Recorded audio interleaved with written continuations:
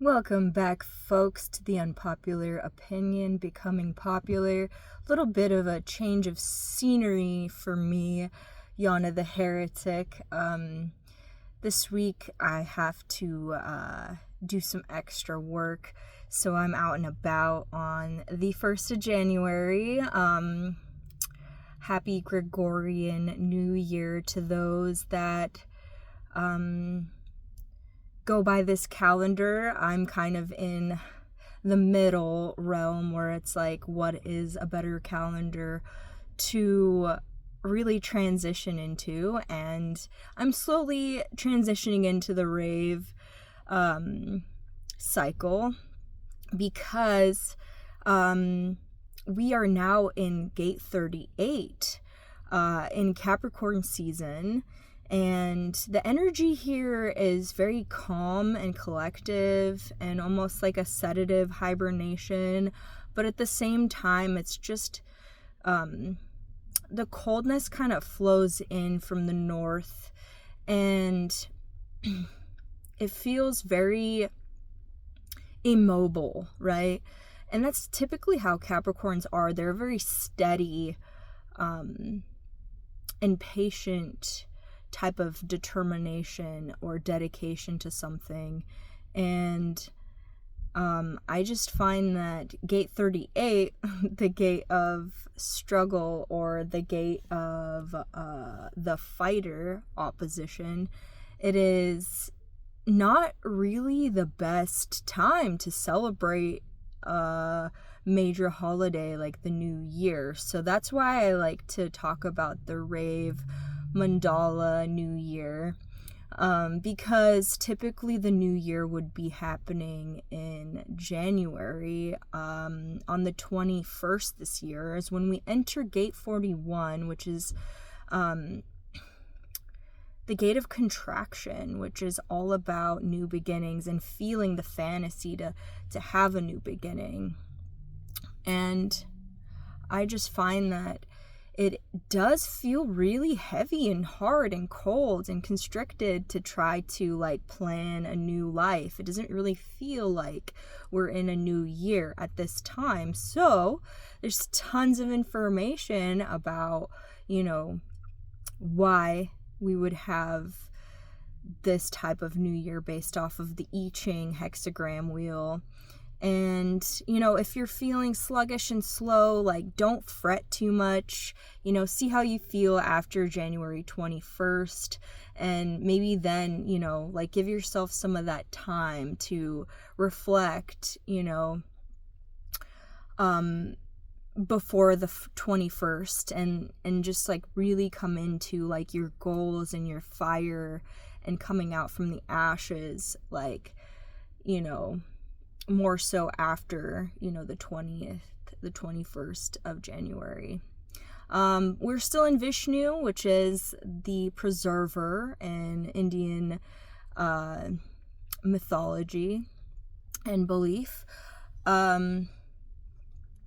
Opposition, these are definitely it fits in the Capricorn spectrum because Capricorns tend to do it their own way. This gate is all about doing it my way, so these are really pure individuals. This gate resides in the root. It has a lot of adrenal pressure, because the root is a pressure wheelhouse, and this is the adrenal drive to really, tell people no, no, I'm not going to go your way. And Capricorns are Saturnian, and Saturnian beings are all about time, or Chronos, the god of time, and they don't really want to waste their time on something that doesn't matter. A lot of the time, people who have this gate, they tend to sit back when tension's happening. They're on the sidelines because they don't really feel like they should fight for anybody else but themselves and their true values and truths. And the opposition that's coming forward is when they do fight, they fight against half-truths or lies. and, you know, things that don't really make sense to them. So you'll definitely see, you know, yourself feeling more, there's more energy to be angsty about, you know? So, you know, give yourself time. And, you know, if there's any types of fights that might have occurred, you know, this is a time that we might have just said a bunch of bullshit, you know, and just spit a bunch of jargon out there in the ether, because this is reaching towards the awareness center, the splenic center, the intuitive.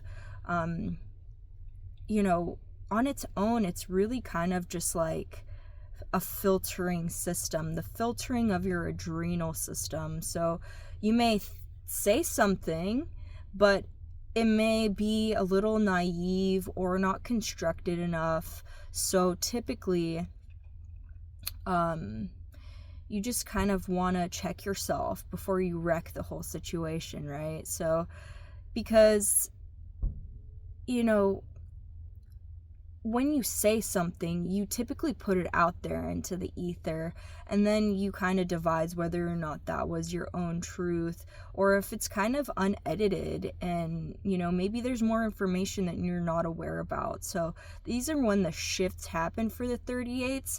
They may not tell you that they're wrong, or, you know, whoops, I said that and that was like a half truth, but, you know, they do have that moment of like, oh, like being taken aback if they had said something.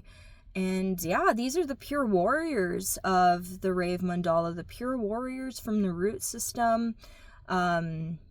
This is definitely the goat that's swimming with its horns rather than its tail, just doing things the hard way just to do them, because this is all about fighting authority.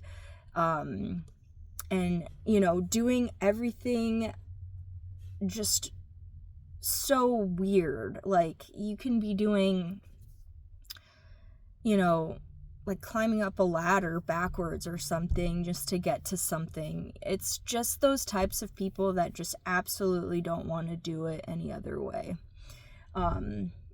We do not see really formidable plan yet. You know, that's the Capricorn season. We're just entering it, and we're just making things that, you know, we believed in, like coming out from Sagittarius and the mutable fire. We're trying to ground and process our beliefs and how we're going to mutate into them. So the structure is going to be built. We just have to get it. We just have to let it, basically, and make it like a smooth process, and just really listen and be more still enough to listen to the internal monologue and like all of the things that were unprocessed. Allow them to process. So that's generally what this beautiful season is about. And without gate 28, gate 28 is the gate of the game player, and together they form the channel of struggle. So without the 28, the 38's really kind of more so, they don't know how to take the proper risk. They end up fighting fights that don't matter, or fighting fights for really kind of no reason. They don't have any like substance to their fight. They fight, you know, fights that drain them a lot of the time. So, you know, just kind of tackle what is going on, you know, like really try to assess it and keep slow paces at processing things, because we definitely want to save up as much energy as we can during this season, now that we're becoming a cardinal earth. So the groundedness is there, but we just have to like make sure we make it happen, especially within this transit. And this is the last transit in Vishnu, so we're going to go into a completely different one soon. The channel of struggle is absolutely real. So these are people that are going to say the struggle is real. I'm just a struggle bus. You know, they're going to see things in the way that is struggle, but it's really honestly the only way that they can get through it. They always have to struggle through something. They can be rude and mean and, you know, on their off days especially, just because they're so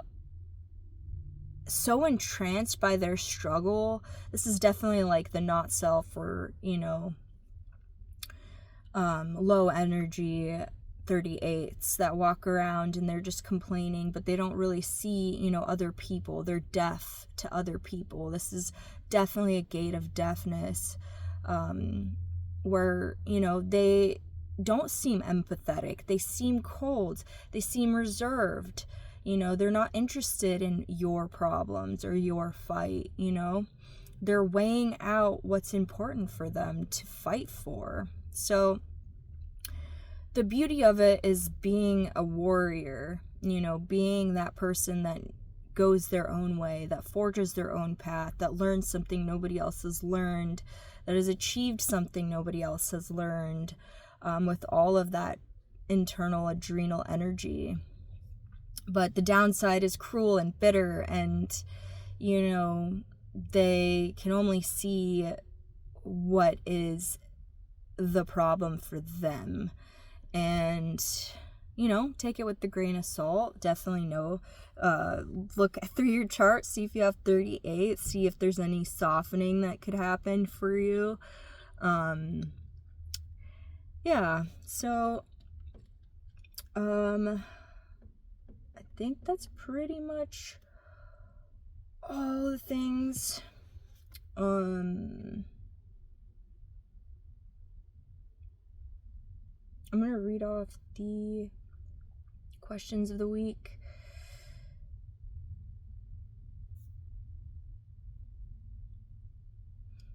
The one thing I forgot to mention is that